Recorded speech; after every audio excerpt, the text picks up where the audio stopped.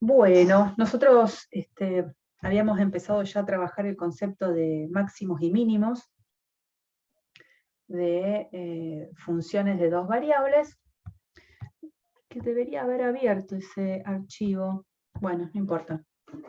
Vamos a compartir acá alguna anotación que me pueda resultar de interés.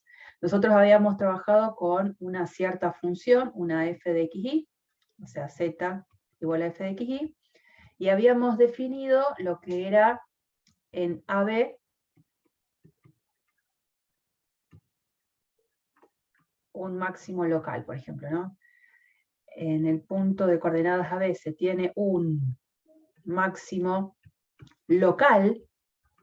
Si pasa, ¿qué cosa? A ver, alguien que recuerde la definición de máximo local. ¿Y la derivada en ese punto es igual a 0? No. No, si f de xy para valores cercanos a b es menor a f de AB. Bien, habíamos dicho que f de xy es menor o igual a f de AB para todo par xy, que cuando vos decís que está cercano a la B, en R2 lo decimos perteneciente a D, donde D es un disco centrado en el punto AB de radio, no sé, lo suficientemente chico como para que esta situación se dé, ¿no? O sea, la idea es que cuando hablamos de cercanía es que estamos dentro de un disco. Mínimo local es casi lo mismo, nada más que con la desigualdad contraria. Y después tuvimos la posibilidad de trabajar con el concepto de máximo y mínimo absoluto, que tiene que ver con trabajar justamente en todo un dominio completo. De todas maneras, esperen un segundo. Eso es lo que habíamos dado. Después vimos que si una función tiene un extremo local, y en ese extremo local, puede ser máximo o mínimo, la función tiene derivadas parciales, ¿qué habíamos podido concluir?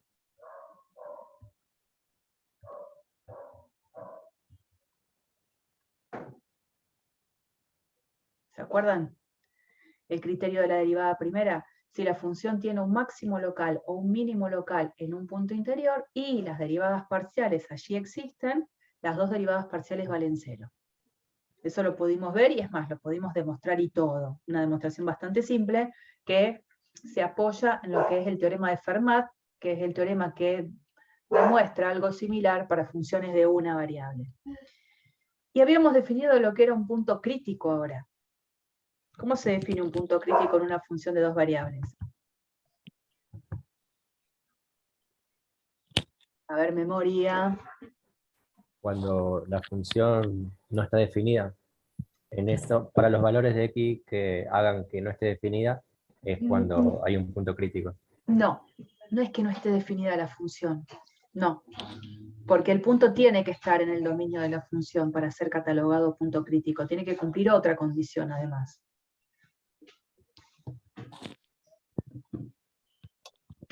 ¿No hay chance? La derivada parcial daba 0. O no existía. Eso. Es. Ahí estamos. Era un poco esa cosa que generalizaba un poco lo mismo que pasaba en funciones de una variable. Un punto de coordenadas AB se va a llamar un punto crítico si las dos derivadas parciales valen 0, las dos de manera simultánea, o si alguna de las derivadas parciales, por ejemplo, no existe. Y haciendo un poco ese copy y pego de análisis 1, vimos que todo punto crítico va a ser un punto observable para ver la existencia de un extremo relativo. Ahora, no quiere decir que cada vez que yo esté parada en un punto crítico, en ese punto crítico yo necesariamente tenga un máximo o un mínimo relativo. Por eso aparecen estos puntos que se llaman puntos sillas, que son puntos que, siendo críticos, para todo disco alrededor del punto, siempre voy a encontrar puntos en el disco donde la función tome valores más grandes que lo que vale la función en el punto, y otros puntos en los cuales la función sea, o me dé una valoración más chica que lo que vale la función en el punto. Es decir, un punto donde en realidad, siendo punto crítico, no tengo ni máximo ni mínimo relativo. Y vimos dos ejemplos, que con eso terminamos la clase pasada, en donde teníamos esta función, una función polinómica, de la cual pudimos encontrar el único punto crítico que tiene, de igualar las dos derivadas parciales a cero, y en principio diríamos, nada, ahí hay un punto crítico, pero no sé si hay máximo, mínimo o nada. Para esta función la estrategia fue completar cuadrados, escribirla un poco distinto, me daba cuenta que la gráfica se corresponde con un paraboloide elíptico, y entonces podíamos justificar que en ese punto crítico, en definitiva la función lo que tenía era un mínimo que era absoluto, no solo un mínimo local, absoluto. Y el otro ejemplo, que también tiene que ver con una función polinómica, dos variables, vimos que como gráfica tiene lo que nosotros llamaríamos la silla de montar, o el paraboloide hiperbólico, donde el punto crítico que se encontraba es el origen, y pudimos mostrar que en el origen no hay ni máximo ni mínimo relativo, porque en realidad de lo que se trata es de un punto silla. Ahí no tengo extremo. Ahí habíamos dejado la última clase, y lo que vamos a hacer ahora, ya continuando con algo un poquito más relacionado con teoremas, vamos a ver la clasificación, una manera de clasificar los máximos y los mínimos locales de una función. Si ustedes hacen un poco de memoria, en Análisis Matemático 1, nosotros habíamos visto un criterio tanto con la derivada primera como con la derivada segunda para distinguir si en un número crítico teníamos un máximo o un mínimo local. Y bueno, insisto, había un criterio que era usando la derivada segunda en un punto, ¿no? Si ustedes recuerdan, si yo tenía un punto donde, pensando en una función de una variable, si f' en x0 era 0, y f' segunda, perdón, en x0 era positiva, pensando en la condición de que la derivada segunda tenía que ser continua, la función en x0 tenía o tiene un mínimo local. Esto era una de las cosas que aseguraba el teorema de la derivada segunda para investigar la existencia de extremos relativos. Si la derivada segunda en el punto es negativa, la función tenía un máximo local, y si tanto la primera derivada como la segunda derivada valían 0, el teorema no puede concluir absolutamente nada, porque en realidad podría pasar que tiene un máximo relativo, puede tener un mínimo relativo, o puede no tener nada. Haciendo memoria de eso, tratamos de entender un poco que también existe ahora un teorema que usa a las segundas derivadas parciales para una función de dos variables, que me ayuda a poder caracterizar a los puntos críticos de una función. Pensemos, esto es un teorema que nosotros no lo vamos a demostrar, pero sí lo vamos a usar, ¿no? El teorema dice lo siguiente.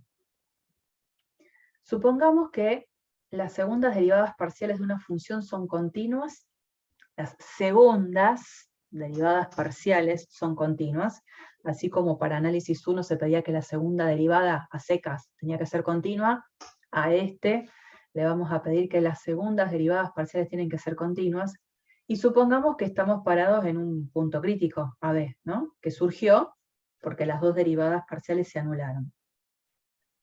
No voy a tener acá puntos críticos que hayan surgido porque alguna de las derivadas parciales no existe, porque si alguna de las derivadas parciales no existe, en el punto, menos va a existir la segunda derivada parcial, y entonces menos va a ser continua. O sea, la idea es que como esta condición inicial de derivadas parciales segundas continuas me indica mínimamente que las primeras derivadas parciales existen. Entonces, si estoy parado en un punto crítico es porque necesariamente esto fue lo que pasó. Si estoy parada en ese punto crítico y hago esta cuenta, que ahora vamos a ver cómo sale esta cuenta, la segunda derivada parcial de f respecto a x en el par AB por la segunda derivada parcial de f respecto a y en el par AB, menos La derivada segunda, pero cruzada, la derivada parcial con respecto a x y luego con respecto a y en AB al cuadrado, si hago esta cuenta, dependiendo del valor que esa cuenta me dé, va a ser la conclusión que yo voy a sacar. Si este numerito es positivo y esta segunda derivada parcial es positiva, yo voy a tener para la función un mínimo local. Si este numerito es positivo y esta segunda derivada en el punto con respecto a x es negativa, la función tiene un máximo local. Y si ese numerito es negativo, la función tiene un punto silla. Esas son las características que tiene este teorema, esas son las condiciones. Si las derivadas, este numerito es positivo y cada una de estas derivadas tiene algún signo, voy a poder indicar qué es lo que tengo en el punto, máximo, mínimo, local. Si directamente todo este numerito me dio negativo, en ese puntito voy a tener un punto silla. Una de las cosas que sería importante destacar es que este numerito tiene un nombre. Este numerito es el que habitualmente nosotros llamamos el hessiano. No lo llamaba así al principio hasta que no lo presentara a posterior. Este numerito es el hessiano. Y no hace falta que yo recuerde esta fórmula, porque es una fórmula que va a surgir de una manera muy simple, pensando en el determinante de una matriz 2×2. Pensando en esta situación. Está escrita abajo, ¿no? Pero ya que está, es como pensar en esta. Profe, más fácil me acuerdo de la fórmula elite. ¿Vos decís que esto es más fácil de recordar? Sí. Mirá vos, no, pero después vas a ver que solo sin querer te vas a acordar más de esto que de la propia fórmula, porque ¿te acordás cómo se calculaba el determinante de una matriz 2×2? ¿O eso es lo que no te acordabas? El 9 cruzado. Algo así, claro. Era este por este menos este por este. Si bien estas dos derivadas en realidad tienen un orden diferenciado, acá tengo la derivada parcial con respecto a x y luego con respecto a y. Y acá tengo al revés, la derivada parcial de f respecto a y y luego con respecto a x. ¿Por qué acá se pone esto y no se pone este producto?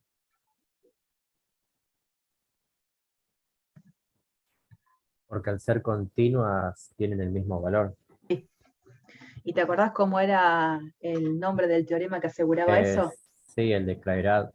Es el de Clairaut, ¿no? El de Clairaut, así es como se escribe, exactamente. Digamos, por eso no es necesario poner las dos versiones diferenciadas, porque en realidad sé que me va a dar la misma función. Entonces, directamente puedo poner este cuadrado sin ningún tipo de problemas.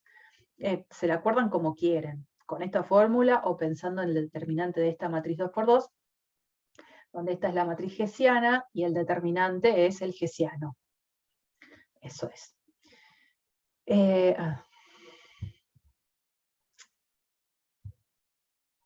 vamos. Bueno, el teorema, creo que también un poco recordando lo que vimos recién de el mismo teorema en análisis matemático 1, el teorema anterior de análisis matemático 1 hacía agua en una situación, cuando la primera derivada y la segunda derivada en el punto valían 0, el teorema no podía concluir. Acá pasa algo similar. El teorema no puede decirme nada en el caso de que este hessiano me dé 0. En el caso de que el hessiano dé 0, chan, no puedo decir nada. Tendré que averiguar, si estoy en esa situación, desde otro lugar, qué pasa con ese punto crítico. Y a veces el investigar qué pasa tiene que ver con esos artilugios, como les mostraba de la semana pasada, que tiene que ver con completar cuadrados. Y completando cuadrados a lo mejor pueda acomodar la expresión de la función y con una expresión diferente entender que en el punto crítico, que este criterio no me dice nada, a lo mejor puedo comprobar si acá hay un mínimo. O no, hay un punto silla. O sea que puedo tener diferentes ejemplos de funciones que tienen un hessiano nulo en algún punto crítico, y a veces en algún ejemplo puedo tener un máximo local, en el otro un mínimo local, y en otro un punto silla. ¿Mm? Es más, fíjense, nosotros habíamos trabajado este ejemplo, ¿no? En este ejemplo habíamos demostrado que el único punto crítico era un punto silla. Podríamos ver qué pasa si no hago todo este artilugio y trato de hacer el criterio del hessiano. Fíjense que esta función, que es polinómica, tiene derivadas parciales de primer orden continuas, de segundo orden continuas, así que podría ser aplicado el hessiano. El hessiano, que yo recién les decía acá, planteo la matriz XY, FIX y FII. Ya conociendo ahora el teorema, podría decir, bueno, a ver, de esta función, acá teníamos las dos derivadas parciales. La derivada parcial de f respecto a x es menos 2x. Si evalúo la derivada otra vez, lo escribo más grande por las dudas, para que se vea bien, menos 2x. Y la derivada parcial de f respecto a y es 2y. fxx, ¿qué pongo acá?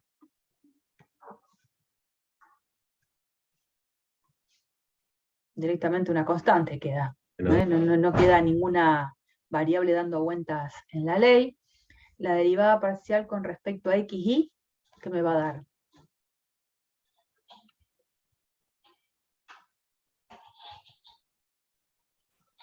XY. 0. 0. Acabo de dar 0 de nuevo. Y la derivada de f con respecto a y dos veces. 2. 2. Quedó todo constante. Eso no pasa en general, ¿no? Quedan expresiones donde las variables están dando vueltas.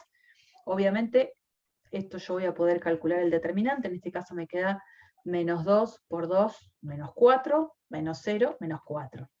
Si hubiesen quedado expresiones con la variable, acá me hubiese quedado una expresión con la variable x y con la variable y, que en realidad a mí me va a interesar calcularla después en el punto crítico, ¿no? Entonces yo sacaría la expresión del hessiano, y digo ahora, bueno, este es el hessiano, o el que llama D ahí.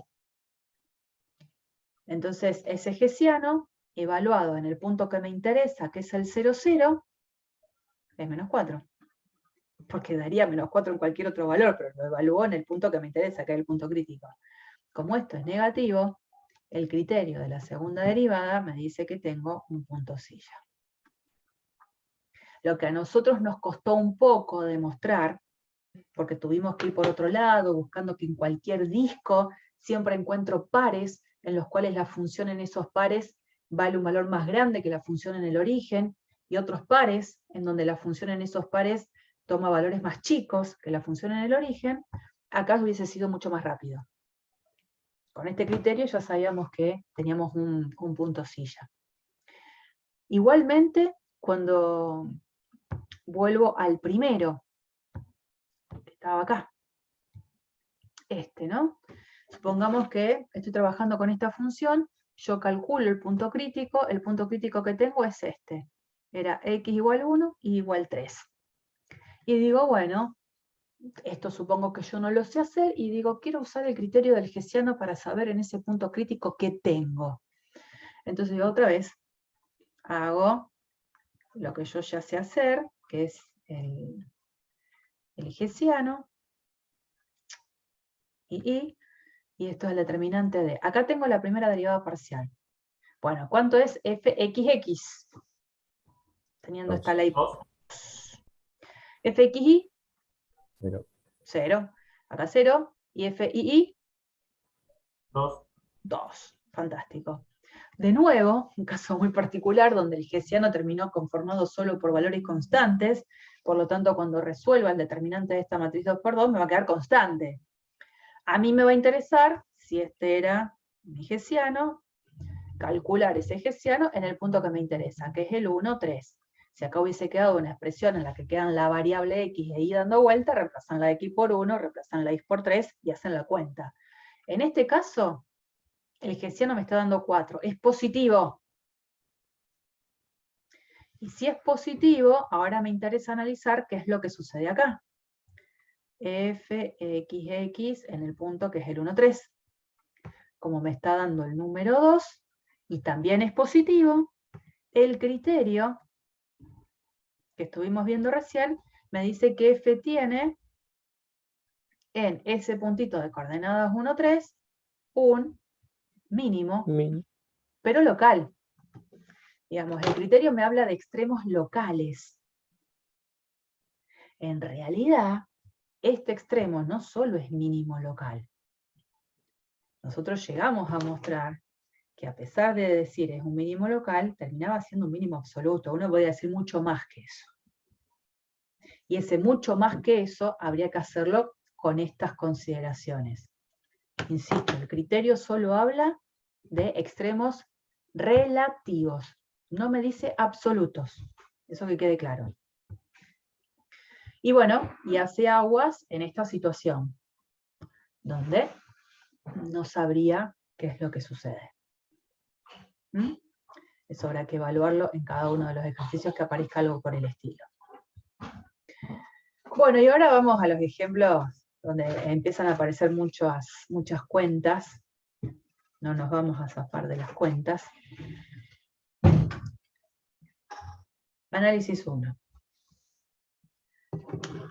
Hemos trabajado gran parte de análisis matemático 1 buscando valores extremos de una función.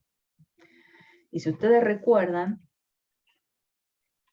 en análisis matemático 1, ustedes habrán trabajado con expresiones como estas. Primero, el teorema de los valores extremos, o también se lo llama el teorema de Weierstrass, que dice lo siguiente, teorema. Si f es continua en un intervalo cerrado, estoy pensando en una función de una variable, entonces f tiene extremos, lo pongo un poquito reducido, extremos absolutos.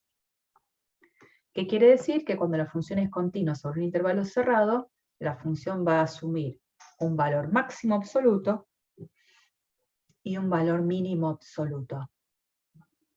¿Recuerdan ese teorema? Sí. Qué sé yo. O decime que sí. No, digamos, era uno de los que se ha usado durante gran parte, no sé, como uno habrá dado toda la parte de estudio de funciones, porque gracias a tener una función continua en un cerrado, yo sé que la función tiene extremos absolutos. Lo que no me dice ese teorema es cómo los busco. No me lo dice. Me asegura que están, pero no me dice cómo los encuentro. Y uno va como formando toda una base de conclusiones, de teoría, hasta que llega a la conclusión de que para encontrarlos, uno lo que va a hacer es buscar. A ver si se acuerdan de esto.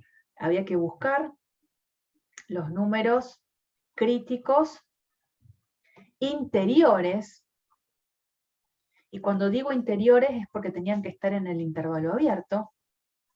Uno después lo que hacía, una vez que los encontraba, los números críticos, que buscaba la derivada igualaba a 0, o se fijaba dónde la derivada no existe, evaluaba f en los números críticos anteriores, y luego evaluaba f en x igual a a y en x igual a b, que quiénes serían los extremos del intervalo. Una vez que uno tenía esa colección de números, el valor más grande era el máximo absoluto y el valor más chico era el mínimo absoluto. Siempre dentro de ese intervalo. Sí, estamos trabajando ahí. Por supuesto que si yo amplío el intervalo, a lo mejor los resultados van a cambiar, pero pensando en que estoy restringiendo la mirada a un intervalo cerrado AB. Bueno, ahora vamos a hacer algo súper similar para funciones de dos variables. Hay un teorema que me asegura que si una función es continua sobre un conjunto cerrado y acotado, la función va a alcanzar máximo absoluto y mínimo absoluto. Una función continua, estamos hablando de una función de dos variables, en un conjunto cerrado y acotado en R2, va a tener siempre un valor máximo y un valor mínimo. Entonces vamos un pachito para atrás, y recordemos, porque ya lo habíamos dado, ¿se acuerdan cuando veíamos cálculo de dominio de una función de dos variables? Habíamos visto qué significaba que fuese cerrado, qué significaba que un conjunto fuese acotado. Y para recordar, porque esto ya lo tenemos, esto es recordar, un conjunto en R2 era acotado si yo lo podía encerrar dentro de un disco de un radio lo suficientemente grande, ¿no? Y en general hablábamos de un radio, perdón, de un disco centrado en el origen, como para situarlo en algún lado. Si tiene un radio lo suficientemente grande como para que todo ese conjunto quede metido adentro, ese conjunto es acotado. ¿Y cuándo digo que es cerrado?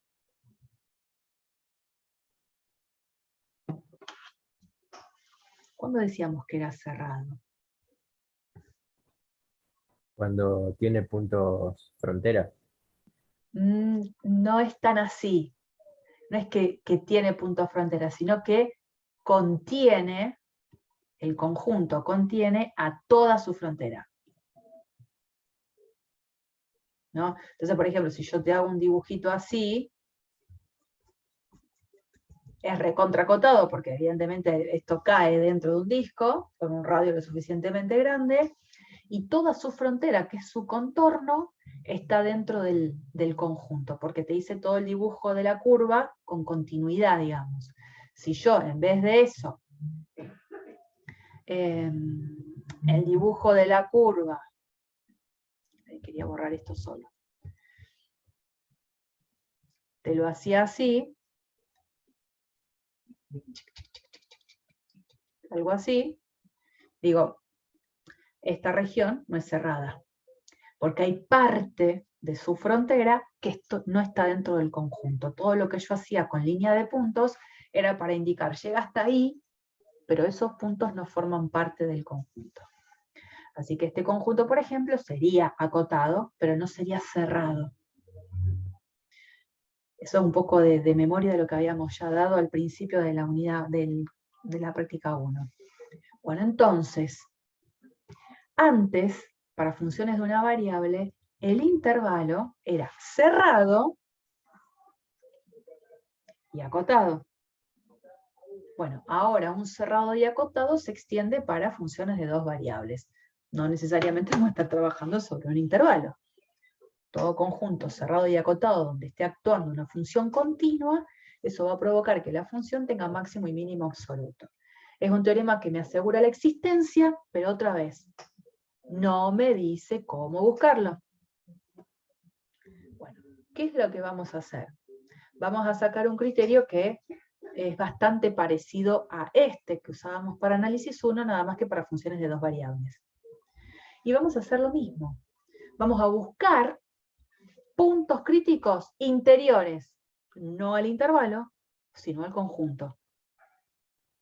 Vamos a evaluar la función en esos puntos críticos interiores. Vamos a evaluar la función en la frontera, ya no es en x igual a y x igual a b. Para el intervalo cerrado, la frontera era el punto A y el punto B. Ahora, cuando estoy trabajando sobre una región, la frontera ya no está formada solo por dos numeritos, está formada por toda una curva. O sea que voy a hacer lo mismo, por supuesto con mayor dificultad, porque trabajar sobre la frontera a veces no es tan simple. Porque la frontera ya no es un puntito, pasa a ser un conjunto de puntos. Pero lo que quiero que se entienda es que mantenemos en esencia la misma idea. Vamos a buscar los puntos críticos interiores y después vamos a hacer lo mismo que antes, valorizar f en los puntos críticos interiores y vamos a buscar puntos importantes sobre la frontera, que es esta receta, ¿no? Vamos a calcular f en los puntos críticos que sean interiores, vamos a calcular f en los extremos de la función sobre la frontera, el valor más grande va a ser el máximo, el valor más chico es el mínimo.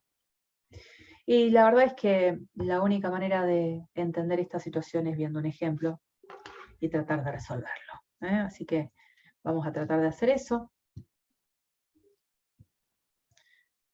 Me lo voy a llevar al ejercicio.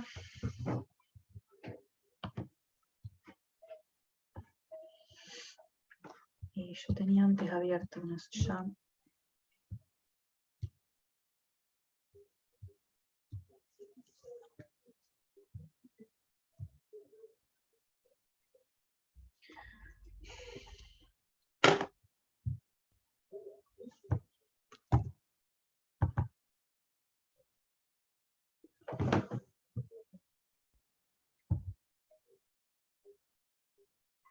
Bueno, dice, se van a encontrar con un montón de ejercicios así en la práctica.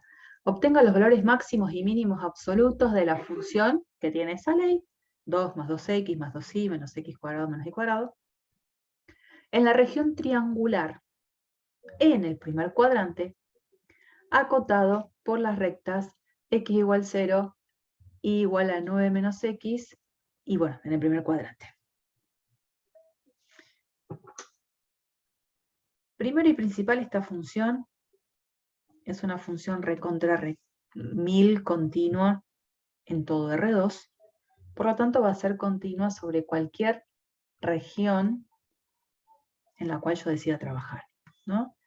Entonces, f es continua en R2 por ser polinómica, en particular es continua en la región de interés. Profe, tengo una duda. Sí, Si la función no es continua, pero en un punto que está fuera de la región que nos interesa, ¿podemos aplicarla igual? claro, entendí. Sí, es como cuando uno trabajaba con la función 1 sobre x, en análisis 1, uno decía, la función es continua, bueno, en su dominio. ¿El dominio quién era? Los reales menos el 0. Pero si yo trabajo, por ejemplo, en el intervalo 1, 2, acá ¿qué problema tengo? Ahí la función es recontra continua. Acá Claro. pasa lo mismo. A lo mejor la función de dos variables que vos estás trabajando es una función que tiene algún problema en algún punto, pero si la región a ese punto lo esquiva, no hay problema. Puedo trabajarlo sin ningún tipo de inconvenientes. Bien, entonces acá tengo la justificación de que la función es continua en cualquier región en la que yo decida trabajar.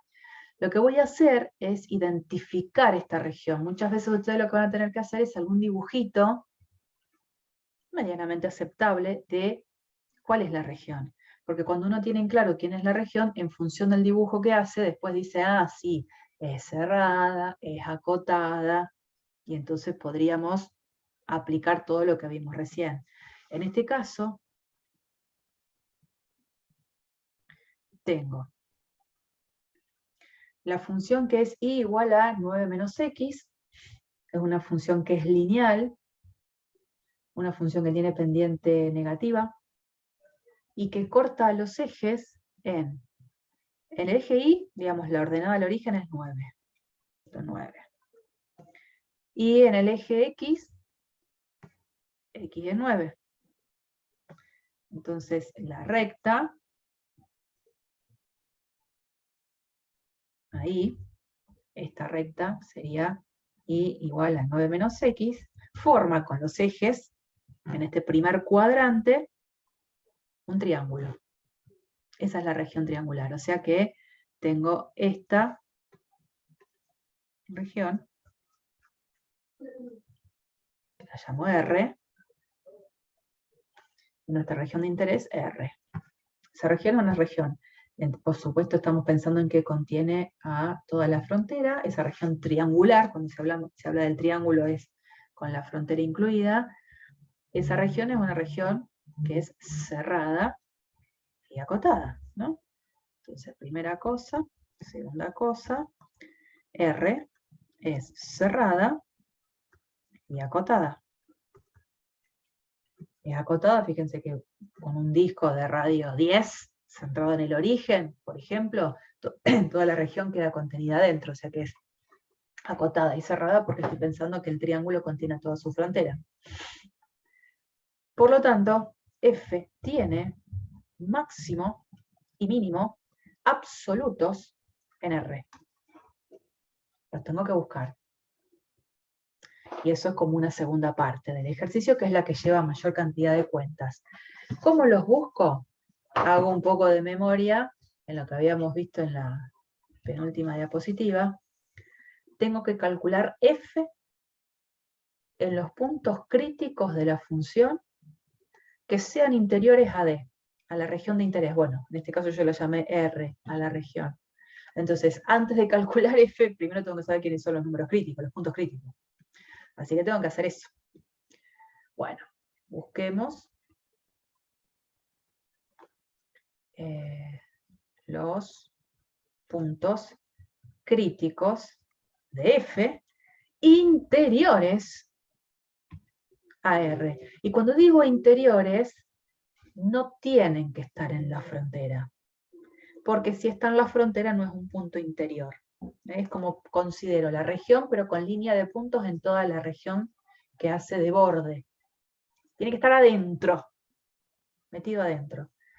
Bueno, ¿y cómo calculamos los puntos críticos? ¿Cómo se buscaba? Las primeras derivadas parciales. Bien, y tenía que armar como un sistema, ¿no? La derivada parcial de f respecto a x igualaba a 0, y simultáneamente la derivada parcial de f respecto a y. Tengo que igualar las dos a 0. Vamos a...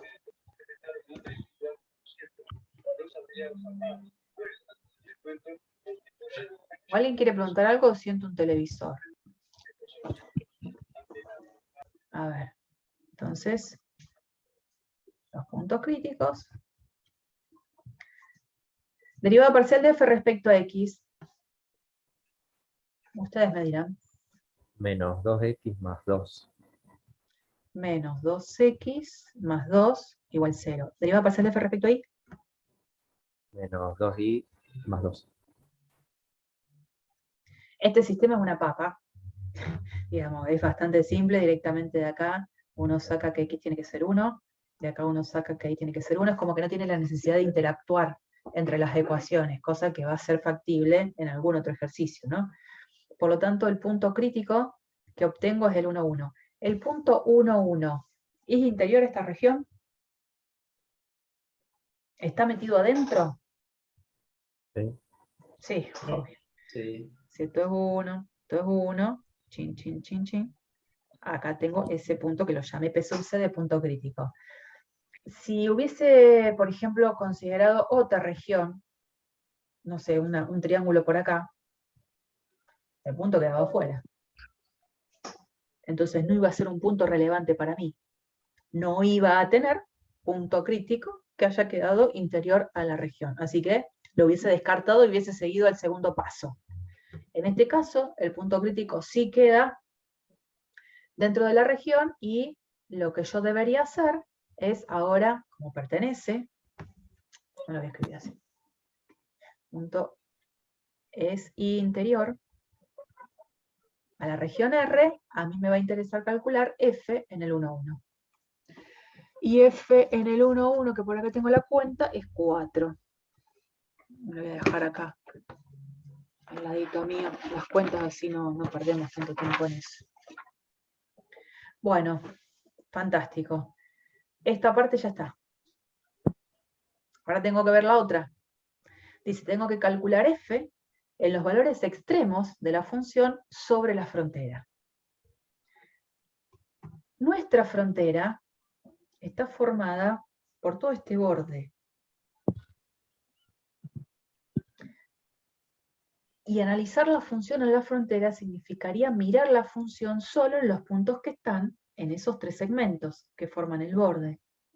Entonces tengo que separar la visión de la función en tres segmentos distintos.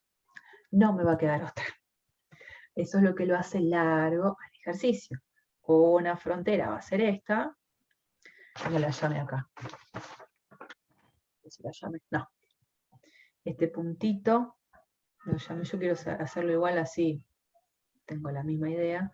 Este puntito lo llamé B, que es el puntito 0,9. Este puntito lo llamé A, que es el puntito 9,0. Y este es el puntito origen, ¿no? El de coordenada 0, 0. Entonces vamos a ir restringiendo la mirada de la función en los tres segmentitos que quedan. Este, el rojo y este verdecito. Bueno, vamos a analizar en el primer borde, que es el 0A. Entonces, analicemos F en la frontera. Entonces, primer caso, el segmento OA. Entonces digo, ¿cómo hago para identificar a todos los puntos que están en este segmento? En el segmento OA. ¿Qué particularidad tienen?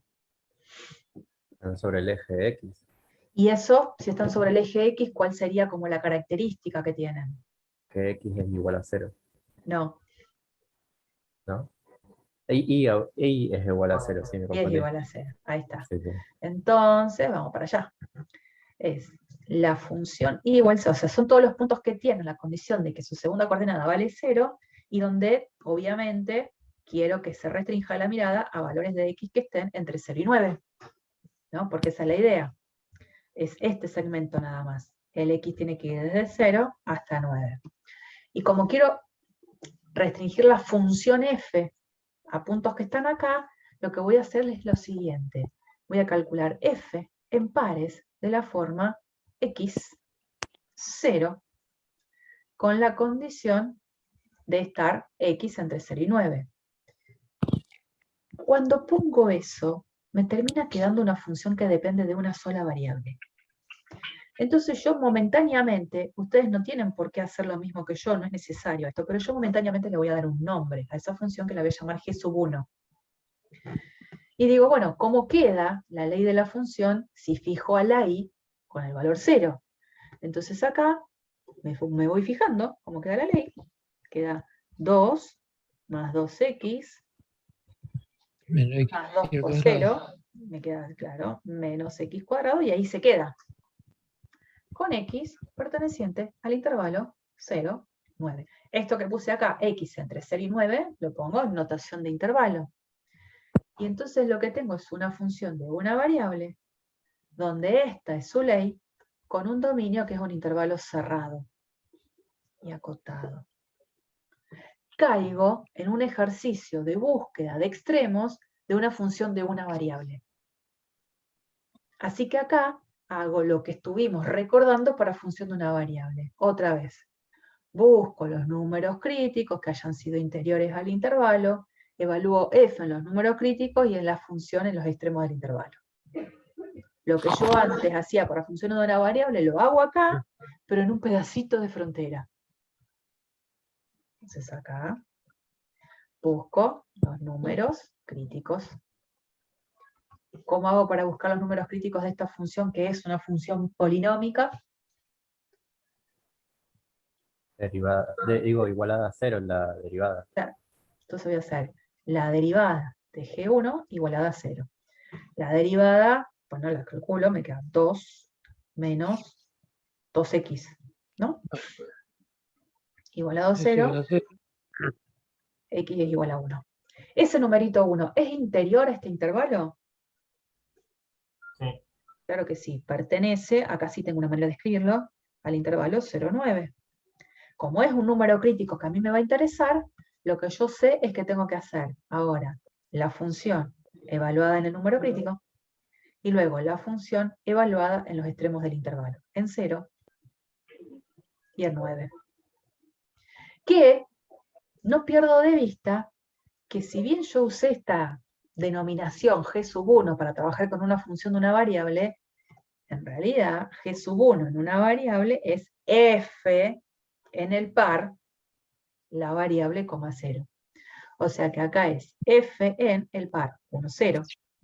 Esto sería evaluar f en el par 0, 0. Y esto sería evaluar f en el par 9, 0. Entonces, bueno, acá tengo los numeritos. F en 1, 0 es 3. F en 0, 0 es 2. Y f en el 9, 0 es menos 61. Entonces, hasta ahora voy teniendo una colección de números. Este. Y ahora tengo este y este último. Fíjense que el 1, 0, como puntito, es un punto que en la región lo tengo acá. O sea, tuve este punto que era punto crítico interior, Y este puntito fue un punto que surge por haber evaluado la función en este segmentito, y acá en x igual a 1 yo tenía un número crítico.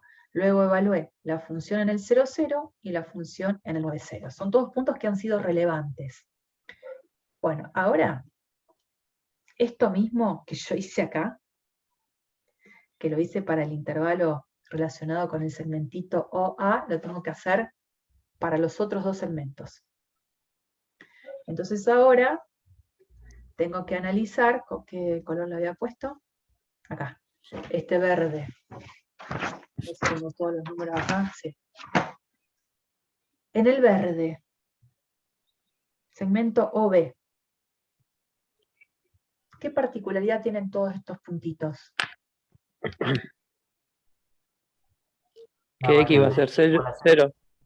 ¿Y la I? Varía de 0 a 9. De 0 a 9. Bueno, es como muy parecido, es como, esto es casi copiar y pegar, pero lo voy a escribir como corresponde.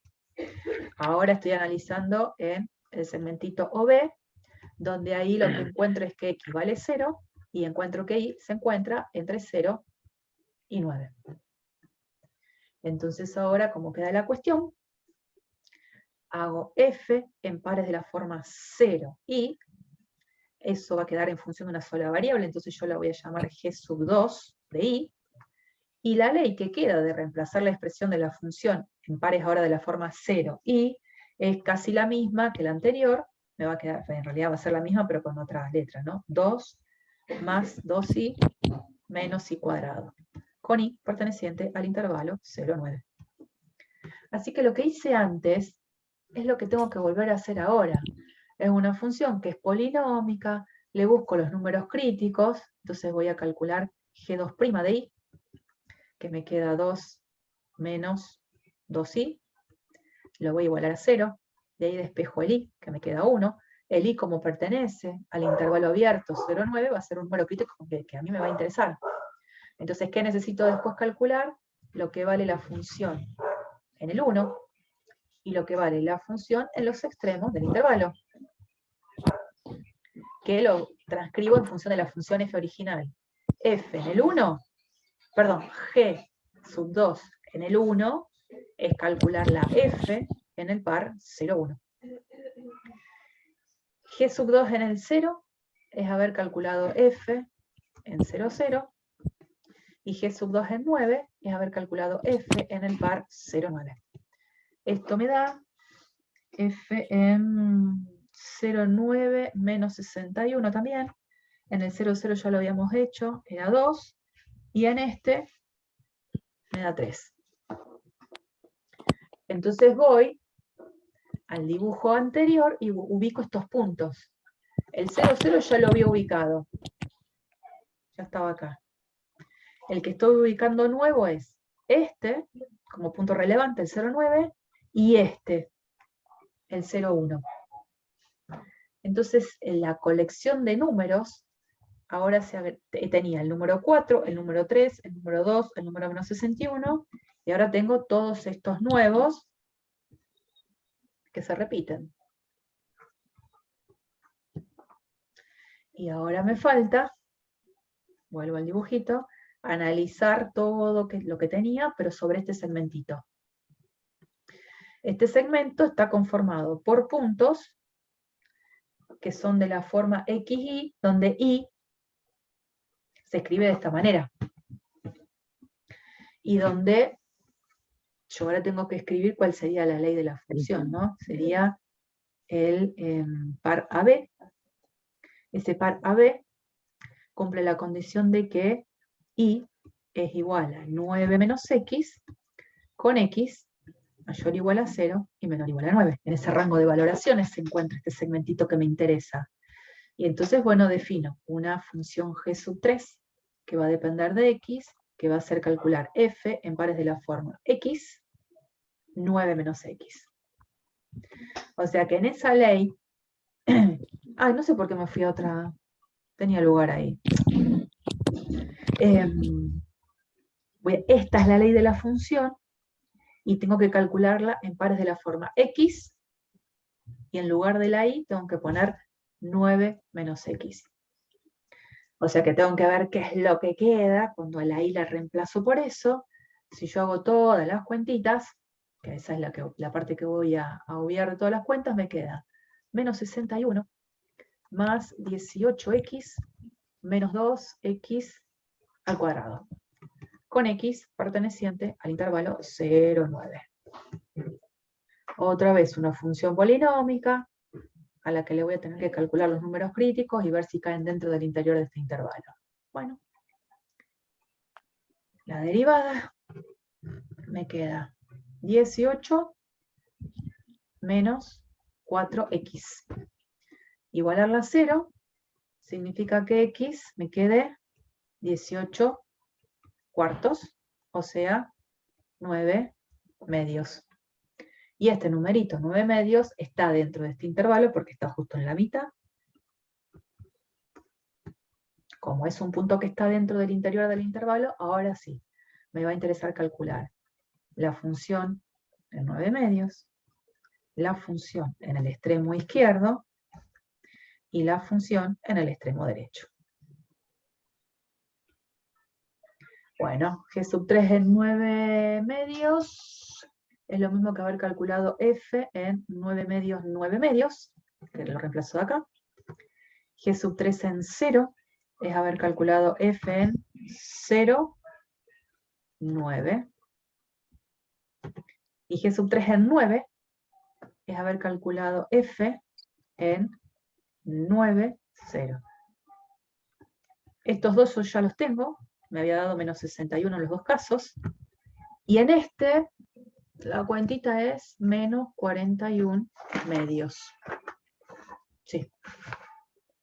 Bueno, ahora tengo todos estos numeritos a tener en cuenta. Entonces, los números encontrados, ¿quiénes van a ser? Voy a ver todos los que marqué en amarillo. Bueno, empiezo por estos. Menos 41 medios, menos 61, ya están estos contados. Acá se agrega el 3 y el 2. 3, 2. Estos ya están contados. Y me falta F en el 1, 1. ¿Cuánto me había dado? 4. Ahí están cargando el mate.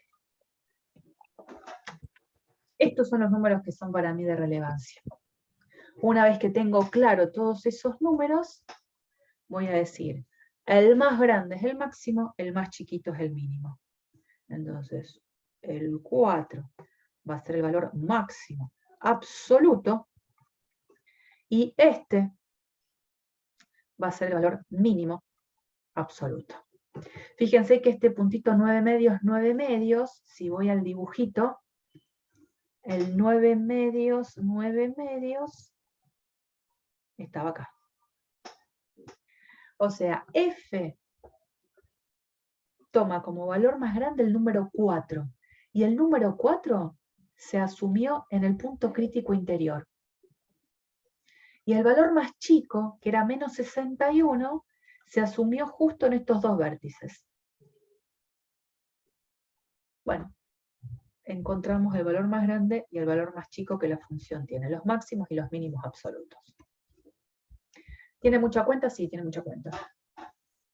A veces la situación es sobre un rectángulo, y el rectángulo va a tener 4 lados sobre los cuales voy a tener que analizar la función.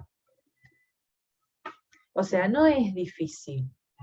Son largos. Eso es lo que tienen ejercicios como estos. Son bastante interminables. Después vamos a trabajar, por ejemplo, con regiones que tienen que ver con discos, donde la frontera, al ser una circunferencia, voy a tener ventajas en usar otro criterio que es el que vamos a presentar a posterior. El hecho de que sea una curva que la pueda definir a partir de alguna ecuación me va a permitir a mí hacer cuentas mucho más rápido. Acá tenía la desventaja de que mi frontera, que era la unión de estos tres segmentitos, no había una ecuación que caracterizara a todos los puntos de la frontera. Tuve que hacer la caracterización en pedazos de segmentitos. y eso hizo que hiciera muchas cuentas en el medio. Bien, después voy a bajarles ese archivo y también se los comparto, el de la resolución.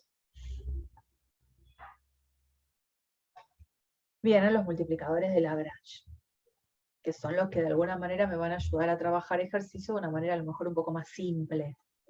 Pero no van a zafar de lo de recién, ¿eh? Hay ejercicios donde no zafan. Lagrange me va a dar una solución en algunas situaciones. Por supuesto no lo vamos a terminar, pero lo vamos a tratar de presentar al tema. Bueno, en principio estos que vamos a ver acá no van a ser un ejercicio en el que aparezca Lagrange, pero pensemos en esta situación. Supongamos que yo ahora quiero buscar valores máximos y mínimos, a lo mejor de una función, pero teniendo condiciones. La condición antes para la función de dos variables era que mirara solo puntos que estaban dentro de una región cerrada y acotada. Miremos esta situación ahora. Supongamos que yo lo que quiero buscar es un punto dentro de un plano que esté lo más cerca posible del origen. De todos los puntos que conforman el plano de ecuación 2x más y menos z menos 5 igual 0, quiero aquel que está más cerca del origen. Geométricamente lo puedo encontrar. O sea, esto podría ser un ejercicio de álgebra y geometría. ¿Alguien podría dar una idea cómo podría hacerlo desde álgebra y geometría? No entiendo bien el enunciado. Mirá, este plano está conformado por infinitos puntos. Infinito, infinito, infinitos puntos, infinitos puntos. Todo esto. Lo lleno ahí de varicela al plano. De todos los puntos yo voy calculando la distancia al origen. De este, de este, de este, de este, de este otro por acá, de este otro por acá. Quiero de todos los puntos aquel que está más cerca del origen, donde la distancia es lo más chica posible al origen. ¿Se entiende? Sería la intersección de Sí, la ahora normal sí. con el punto origen. A ver, ¿qué dijiste? Que el punto del origen esté contenido en la normal sería. Y la distancia de la normal desde el punto hasta el plano. Bueno, hay una idea que no está bien dicha, nada más, pero creo entender claro. cuál es la estrategia. La idea es que Yo así a ojo, pero me parece como que el punto más cercano tiene que estar en la traza entre ese plano y el plano XY, por lo que parece ser. Parece que como que debe haber un punto ahí que tenga ojo menor que recorrido. cuando vos decís traza entre el plano y el plano XY me genera toda una recta esa intersección. Sí. Estoy buscando un Y, punto. y yo, claro, pero yo buscaría la distancia entre el punto de origen y una recta.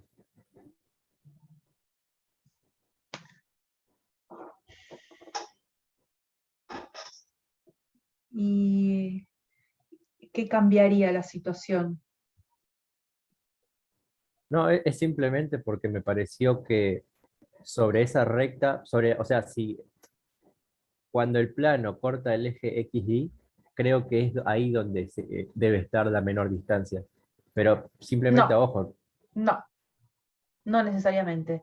Depende también de la inclinación que tenga ese plano. Ah, sí, es verdad, porque si el plano está muy inclinado, entonces no. Acá el punto puede estar por acá, que nada tiene que ver con la intersección entre el plano y el plano XY. Sí, sí, es verdad, es verdad. Me di cuenta. Ahí alguien dijo una idea que estaba buena, pero que se la voy a reformular, porque él hablaba de el vector, hablaba de la normal que pasara por el origen. Bueno, cuando habla de la normal estamos hablando de una recta normal, ¿no? Uno tiene este vector que es normal al plano, que lo consigue con los coeficientes que acompañan a la X, a la Y, a la Z, se puede formar una recta, entonces que pasa por el origen y que se mantiene perpendicular al plano, o sea que mantiene la dirección de este segmentito. Ahí. No sé si me salió muy perpendicular, pero por ahí anda. Este segmento me quedó espantoso. Eso fue. Yo acá tengo un vector normal, entonces hago trazar una recta que es paralela a la dirección normal del plano, que pasa por el origen, y la intersección entre la recta y el plano me va a estar dando el punto que estoy buscando. ¿Está bien? Cuando decías la normal, hablamos de la recta normal para poder hacer intersección. Sí, eso quise decir. Bueno, esa sería la idea, que está bárbara desde la geometría. Ya tendríamos la solución. Pero habría que hacer el problema no desde la geometría, sino desde el lugar de análisis matemático 2, que usa funciones. ¿No es cierto? Entonces, ¿cómo sería plantear el problema desde el lugar de análisis matemático 2? Bueno, yo les comparto la captura de la resolución del ejercicio. No es la idea que hagamos todo el ejercicio completo, pero para que tengamos un poco un panorama de cómo podría hacerse el ejercicio. Evidentemente yo estoy calculando distancias de punto a punto. Yo tengo el origen, tengo un plano que anda por acá, y el origen es el de coordenadas 0, 0, 0, y un punto en el plano tendrá coordenadas x y z que cumplen la condición de estar en el plano. Entonces, ¿cómo calculo la distancia entre dos puntos? A partir de la fórmula conocida así de álgebra, la raíz de cada una de las componentes que conforman el vector que une los dos puntos al cuadrado, y la suma, ¿no? En este caso, el origen tiene coordenadas 0, 0, 0, x y z las coordenadas de un punto sobre el plano. Esta sería la fórmula que va a calcular la distancia entre el origen con puntos en el plano. Como la condición es que las coordenadas x y z verifiquen la ecuación del plano, yo podría sacar una condición. Podría decir, estoy buscando puntos donde z se pueda escribir de esta manera, y esa expresión de z la puedo poner acá. Y a la vez decir lo siguiente, que esto lo habrán hecho seguramente en ejercicio de análisis 1. Como yo estoy buscando que esta cuenta sea lo más chica posible, y adentro tengo sumas de cuadrados, para que esto sea lo más chico posible, quien va a tener que ser lo más chico posible es lo de adentro. Entonces, buscar que esta raíz cuadrada de x cuadrado más y cuadrado más z cuadrado sea lo más chico posible, es buscar que lo que sea lo más chico posible sea esta expresión. ¿Y qué gané? Que me saqué la raíz cuadrada de encima. A nivel de cuentas, eso se agiliza. Entonces vamos a pensar en buscar el valor mínimo de esta función, sujeto a la condición de que estamos pensando en que, por ejemplo, z se puede escribir de esta manera. Porque las ternas x y z no están en el espacio así nomás, sino que si bien están en el espacio, están sobre un plano. Hay una condición. Esa condición me permite entonces en esta función reemplazar la z por esta expresión, y me queda una función de dos variables. X cuadrado más y cuadrado más lo que es z al cuadrado. Al quedarme una función de dos variables, yo sé que ahora de esa función estoy buscando un valor mínimo. Podría, ¿por qué no?, pensar en lo que habíamos hecho previo, buscar los puntos críticos, y este es el punto crítico que obtengo, igualando las dos derivadas parciales a 0.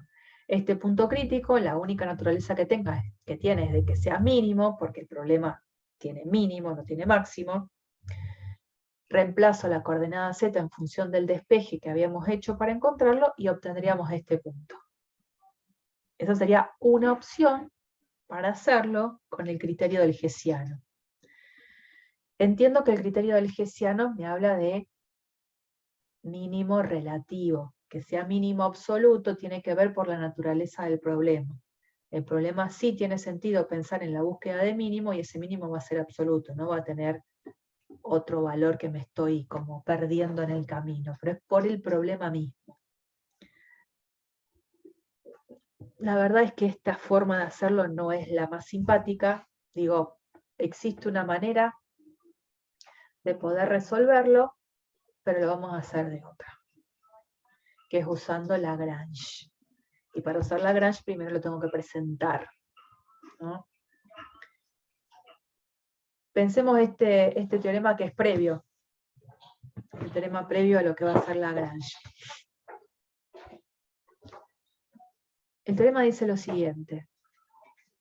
Supongamos que yo tengo una función, en este caso de 3 variables, lo mismo va a valer para 2.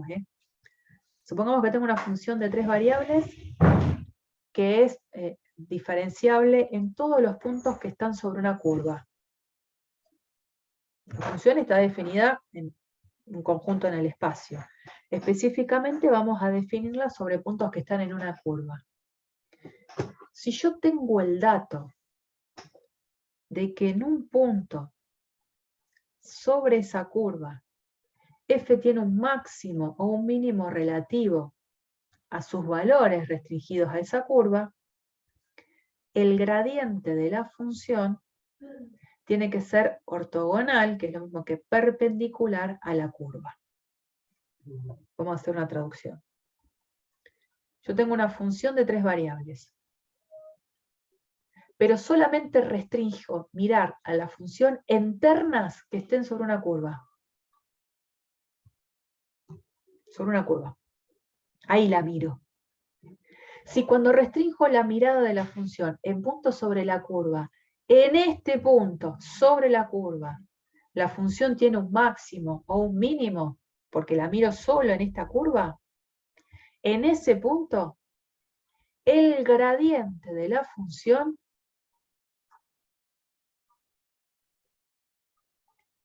tiene que ser ortogonal a la curva, tiene que ser perpendicular a la curva. ¿Eso qué quiere decir?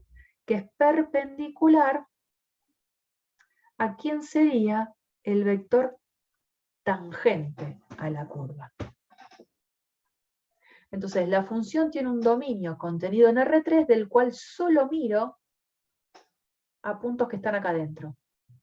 Si mirar la función en puntos contenidos ahí adentro, en este punto P0 tengo el dato de que la función tiene un máximo o un mínimo relativo, sí o sí, lo que tiene que pasar es que el gradiente de la función tiene que ser perpendicular al vector tangente a la curva. La demostración relativamente sencilla, porque ¿cuál es la idea? Una curva, si la conozco una parametrización. O sea que todos los puntos sobre la curva se van a poder escribir en función de un parámetro t, ¿no? Cuando yo quiero decir, quiero restringir la función a puntos que están sobre la curva, lo que voy a hacer es esto. Digo, calculo f, pero en ternas de la forma g de t, h de t, k de t. Puntos de la curva que surgen a partir de una parametrización. Lo que tengo ahí termina siendo en esa gran composición, es una función de una variable. O no, depende todo de t. De esa función que queda de una sola variable, sé que en este punto tengo un máximo o tengo un mínimo. ¿Qué va a pasar con la derivada en el punto que origina este punto P0? Va a ser 0. Va a tener que ser 0. ¿Por qué? Porque la f es una función diferenciable. Porque cada una de estas componentes también va a ser diferenciable, la composición me va a admitir el hecho de poder calcular la derivada, y si en este puntito yo tengo la existencia de un máximo o un mínimo local, sí o sí esa derivada tuvo que haber sido 0. Entonces digo, ¿cómo calculo la derivada de esta composición? Usando regla de la cadena, caso 1, porque es una composición de una función de 3 variables, donde cada una de ellas depende de una. Y eso, ¿se acuerdan que era hacer todo el diagramita de árbol? F, que depende de X, de Y, de Z, y cada una de ellas depende de T, de T, de T.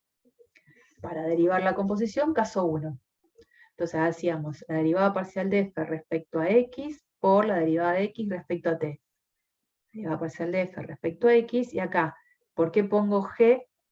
Porque así es como se llamó la primera componente, g de t. A veces la llamábamos x de t, es lo mismo. Después más, porque pasa una rama. La derivada parcial de f respecto a y por lo que es la derivada de y respecto de t. Lo mismo, pero ahora la función no se llama y de t, se llama h de t. Y me falta la otra rama, derivada parcial de f respecto a z por la derivada de k respecto a t. Esto, yo sé que me va a dar 0, porque estoy parada a propósito en ese puntito donde voy a tener un máximo o un mínimo local. Y esta cuenta es la que uno puede disfrazar pensando en lo siguiente. Pensando en que tengo un vector que tiene como componente las derivadas parciales de la función z, que lo estoy haciendo escalar con este vector, que este vector se corresponde con lo que nosotros llamaríamos R'. Entonces me queda el gradiente de la función en el punto, escalar lo que llamaríamos R' de t. Y eso me está dando 0. ¿Cómo son esos dos vectores? Perpendiculares. ¿Qué quiere decir? Que el gradiente es perpendicular a la curva, porque es perpendicular a su vector tangente. Ese B que está ahí es R'. Bueno, esto es lo que quiero que se entienda hoy. Si la función de 3 variables está restringida a mirarla a puntos sobre una curva, y en un punto de esa curva sé que tengo un máximo o un mínimo local, sí o sí lo que tiene que pasar es esto. El gradiente de la función es ortogonal a la curva. Es perpendicular.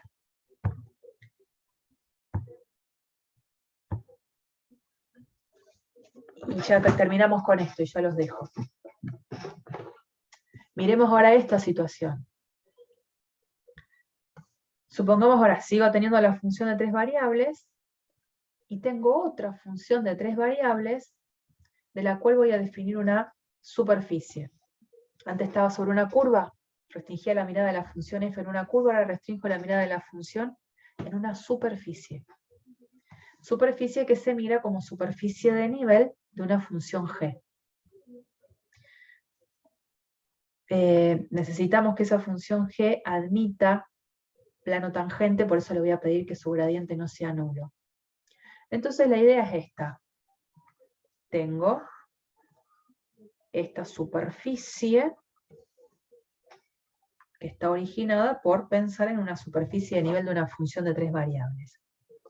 Y tengo una f que la voy a mirar en puntos que están sobre esta superficie. Esta superficie, acuérdense, se genera por hacer g de x y z igual a k. La g es la que me da la superficie de nivel, o sea, superficie en la que la f voy a mirar. Y supongamos que me paro en un punto donde f ahí tiene un extremo local. Sé eso. Yo sé que f asume un máximo o un mínimo local en ese punto P0 de todo, mirando la f en este dominio, que es esa superficie. Cuando miro f en todos los puntos sobre esta superficie, en P0 tengo un máximo o un mínimo local. En particular, va a tener un máximo o un mínimo local si yo restringo la mirada a justo curvas que pasan por P0 y que siguen estando en la superficie. En esa, en esta, en esta. Como estas curvas están dentro de la superficie, son como mini subconjuntos de la superficie S. Si en este punto la función tiene un máximo local, pensemos un máximo local, va a tener un máximo local si restringo la mirada a esta curva o a esta otra. El teorema de recién me dice que el gradiente de la función va a tener que ser perpendicular a este vector tangente, a este vector tangente, a este vector tangente, a todos los vectores tangentes de curvas que yacen sobre la superficie y que pasan por P0. Yo pregunto, en este punto P0, el gradiente, en definitiva, es perpendicular al plano tangente de esta superficie, porque está cumpliendo el rol, ese gradiente de f, de ser vector normal a la superficie. Pero ¿quién conozco que también para esta superficie que se genera de esta manera tiene que ser un vector perpendicular a la superficie? Esta superficie se genera a partir de esta ecuación. En este punto, ¿quién también sé que va a ser perpendicular a la superficie?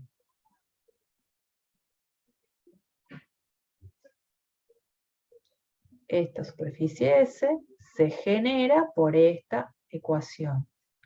En ese punto, ¿quién también sé que va a ser perpendicular a la superficie S?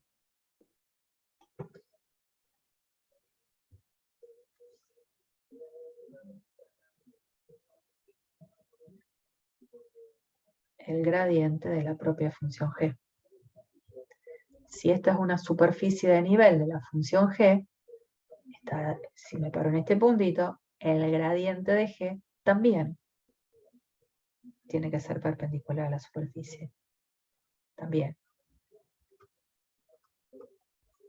¿Cómo son estos dos gradientes entonces? Paralelos. Los dos gradientes tienen que ser paralelos. ¿Y eso qué quiere decir? Que existe un escalar que hace que el gradiente de f sea el escalar por el gradiente de g. Por lo tanto, conclusión. Si yo sé que la función f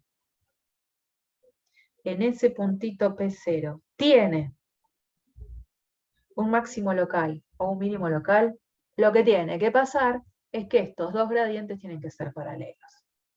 Y entonces a ese lambda escalar se lo llama multiplicador de Lagrange y aparece, lo que ahora vamos a terminar de decir, aparece lo que sería el método de los multiplicadores de Lagrange. Lo leo y se termina. Para determinar los valores máximos y mínimos de una función sujeta a una restricción, como esta, suponiendo que esos valores existan, o sea, estoy partiendo de eso, de la suposición de que esos extremos existen, y que el gradiente de g es distinto del vector nulo, es decir, que la función g en esos puntos admite plano tangente, para encontrar esos valores máximos y mínimos, ¿cómo voy a proceder? Primero, voy a buscar puntos que verifiquen simultáneamente estar en la superficie de nivel y puntos que a la vez cumplan esta condición, que son los candidatos. Resuelvo ese sistema y después, una vez que encuentro esos puntos, voy a hacer lo que dice acá abajo. Voy a evaluar f en todos los puntos, el valor más grande va a ser el máximo, el valor más chico es el mínimo. Como hacíamos antes, nada más que ahora a partir de multiplicadores de Lagrange. Digo, no es que sea fácil el recorrido, a partir de ahora tengo este método que me va a posibilitar a mí, sabiendo que la función que busco tiene esos máximos y mínimos relativos sobre una superficie de nivel, poder buscarlos sin problemas. Este sistema que me va a quedar por resolver va a tener sus propias complicaciones, pero bueno, eso es algo que lo vamos a tratar la próxima semana porque, digo, llego a presentarlo, sé que puede haber quedado una nebulosa importante, el lunes que viene lo retomamos y ya hacemos un ejercicio porque fíjense que la cantidad de diapositivas es mucho más. Estamos recién en la 8 y faltan unas cuantas, faltan unas 12 más para terminar toda la parte de multiplicadores de Lagrange. Así que, bueno, por hoy Ya estamos.